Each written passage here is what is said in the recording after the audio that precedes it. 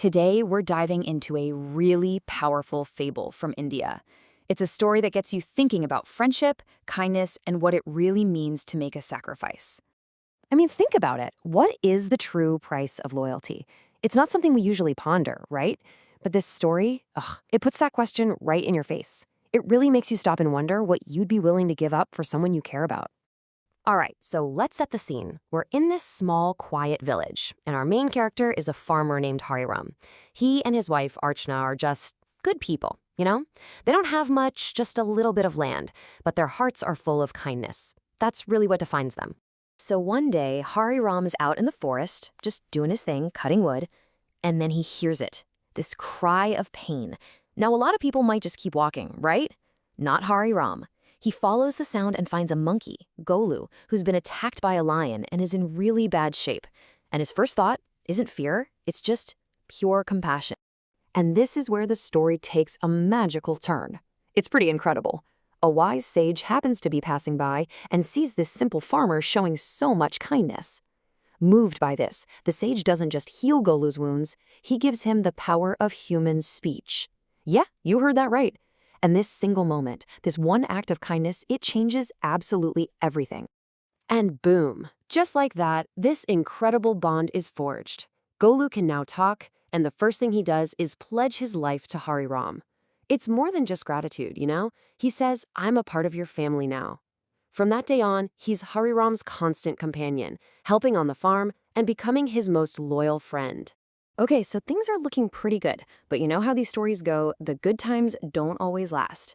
Hariram's simple, happy life is about to get hit with some major trials, and these challenges are going to test everything, his spirit, his strength, and Golu's loyalty to the absolute breaking point.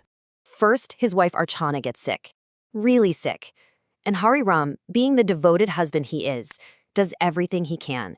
He spends every last penny they have on healers and medicine. But nothing works.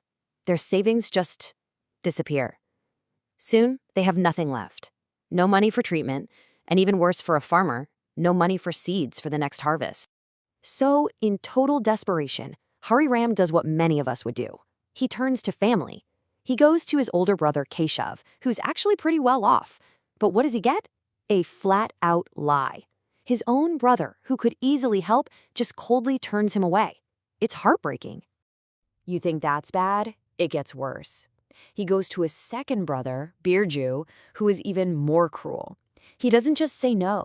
He insults Hariram, throws him out, and tells him to go beg from the greedy village landlord, the zamindar. So now he's been rejected by his own blood.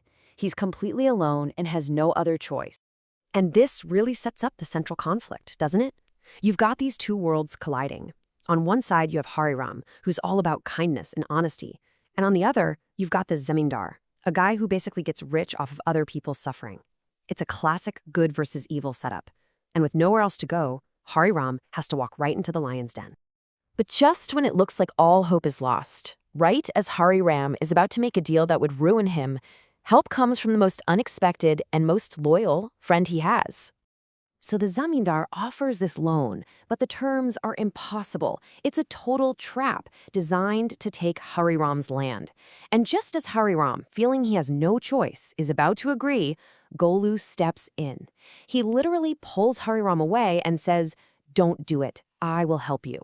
He refuses to let his friend walk into that trap. And Golu has a plan. It's a long shot, but it's brilliant. He dashes back into the forest to find the one person who might be able to help, the sage.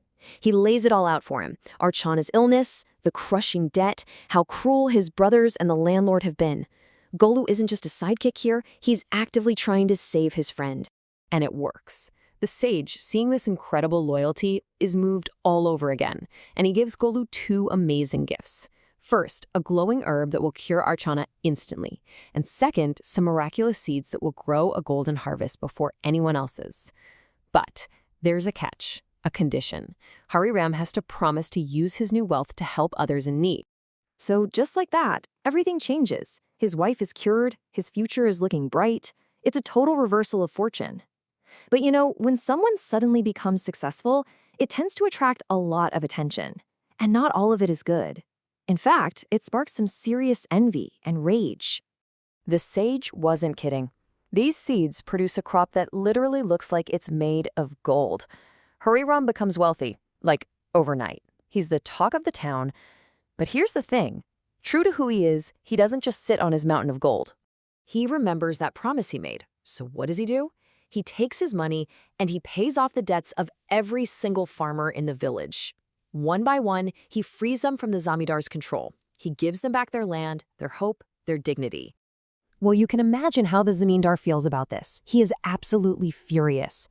His entire power structure was built on keeping people in debt, and Hariram is just dismantling it.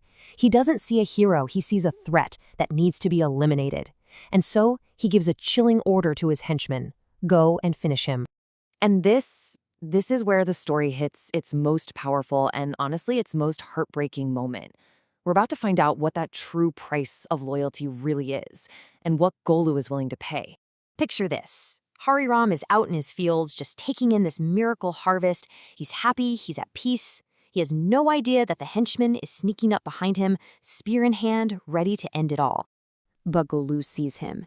And in that split second, he knows exactly what he has to do. He says these words. Friendship isn't just about being together. Sometimes it is also about sacrifice. And then he leaps. He throws himself in front of Hariram. The spear hits its target, but it's not Hariram, it's Golu. He takes the fatal blow meant for his friend. He sacrifices his own life without a single second of hesitation. After this incredible act, justice comes swiftly. The sage shows up one last time and turns the evil Zamindar and his henchmen to ash. And Hariram, heartbroken but grateful, plants a tree right where Golu fell. He names it the Friendship Tree, a living symbol of a loyalty that was stronger than life itself. And that's where the story leaves us. It's a powerful reminder that real friendship isn't about what you get from someone, but what you're willing to give. It really makes you think, doesn't it? Who are those people in your own life?